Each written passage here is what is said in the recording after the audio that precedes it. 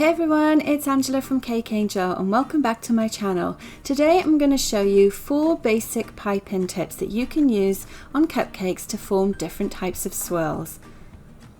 So first we're going to have a look at the 1M. This is the open star tip that is the most common swirl that you'll see on cupcakes. Second we have our 2D, which is a closed star tip.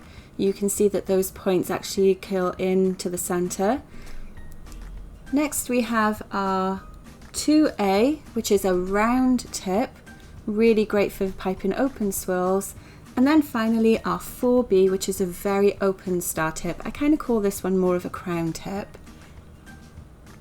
So I've just popped a little bit of fresh vanilla buttercream into my piping bags, and I'm going to show you quickly how to pipe each of these on your cupcakes.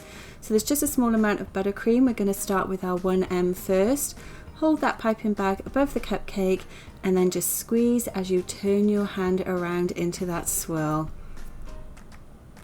Next let's do our 2D. Now for 2D I always start from the center for this one, and we create those really nice rosettes with the buttercream.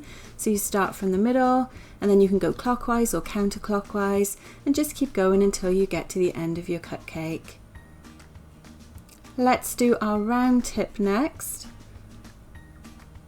And for this one, I'm just starting from the outside again. Same technique as the 1M, but it obviously gives you a very different look. And then finally, let's move on to our 4B, so the crown tip as I call it. I quite like the texture of this one. It's a little different. It's got a really nice texture to it. This would be great with sprinkles on as well.